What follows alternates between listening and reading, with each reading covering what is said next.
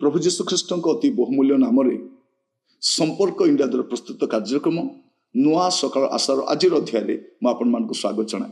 प्रभु आपण प्रत्येक को बाहुल्य रूपे आशीर्वाद करंतु। आज जो प्रसंग में आलोचना करवा आलोच्य प्रसंग होची निजको ठकंतु नहीं, निजको ठकंतु नहीं, निजको बोका बनातु नहीं।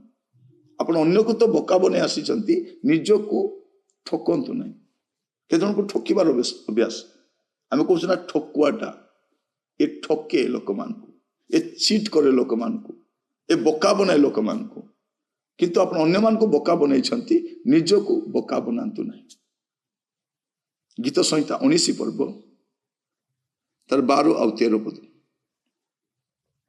अपना भ्रांति सब किए बुझी पारे, तुम्हें गुप्त दोषरु मते परिष्कार कर, दुस्साहस जनित सब पापरु ही अपना दास को अटकाई रख, ता सब मो उपरे कर्तृत्व न करू, तहिरे मु सिद्ध हेबी, पुणी महा अपराधरु परिष्कृत हेबी।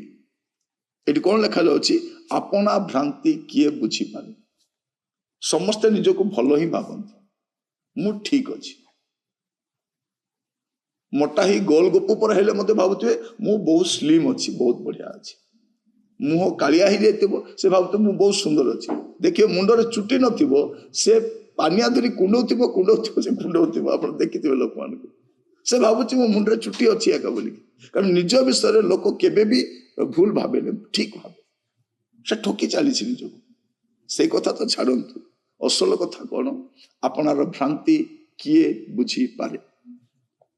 तुम्हें गुप्त दोषरु मते परिष्कार कर, कारण ठकी चलवा लोक से गुप्त दोष रही जाए, गुप्त पापर रही जाए आ भावी बसे जे कहीं जानती ना आ सेटा रहिबा परे कौन हुए से दुस्साहस जनित पाप करने का आरंभ कर, से दुस्साहस जनित पाप कर तापर कौन हुए से धीरे धीरे ता ऊपर कर्तृत्व करे, कर्तृत्व कला परे से महा अपराध रे पड़ी जाए आउ से बाहरी आसी पारे नहीं। पाप देह सुआ ही जाए, से बाहर चेष्टा कले मत बाहरी पारे। आरंभ कोटि हुए निज को ठकिबार, अपना भ्रांति को से न बुझीबारु से भाविला एगुड़ा को चलिबो साधारण पाप। पाप साधारण असाधारण न थाए, पाप पाप ठाए। आरंभ छोट रु हुए, छोट छोट जेकोसी विषय छोट रु ही बड़ हुए। पापटा छोट आकार रे आपण को जीवन रे आसे, देखा भी जाए ना, भावना रे तैयारी हुए सेटा परे परे गर्भधारण करी परे प्रसव हुए, तापर बड़ आकार हुए, तापर सर्वनाश करते। तेणु आपण निज को ठकिबा सावधान हुंतु।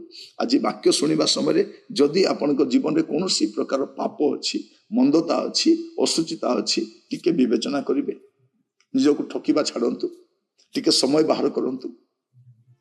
जदि आपण को जीवन प्रकार कौन पाप अच्छी आपण जानिले बसवा समय धीरे प्रभु को पाखे सब स्वीकार करेंगे। जदि लुचाइबे कौन हम गुप्त दोष रे तापर दुस्साहस जनित पाप करेंगे, ताठार बड़ पाप ही करेंगे। गोटे साधारण पाप कला से आउ तलक जीवन से आउ बड़ पाप ही करे। चोर कौन करे खुचरा चोरी कला बड़ चोरी काम करे, भूल काम करवा लोक मत छोटिया भूल करे तापर बड़ भूल करे। लिखा जाउछि से कौन करे दुस्साहस जनित सब पाप करे, तापर जदि अटकीब नहीं से सब तापर कर्तृत्व करिवे। कर्तृत्व कला परे आ बाहरी पारिब नहीं, से महा अपराध रे पड़िब। तेणु जदि निज को ठकुछंती, ठकी चली କିନ୍ତୁ ଏବେ ସୁଯୋଗ ଅଛି। କ'ଣ କରିବେ?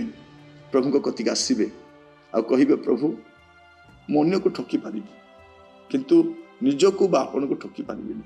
ମୁଁ ମୋର ପାପକୁ ମାନି ନେଉଛି, ମୋତେ କ୍ଷମା କର। ପ୍ରଭୁ ଆପଣଙ୍କୁ କ୍ଷମା କରିବେ। ବାସ୍ତବରେ ଆପଣଙ୍କ ପାଇଁ ଗୋଟେ ନୂଆ ଅଧ୍ୟାୟ ଆରମ୍ଭ ହୋଇପାରିବ, ଆଶୀର୍ବାଦ ଜଡ଼ିତ ହୋଇପାରିବ। ପ୍ରାର୍ଥନା କରିବା।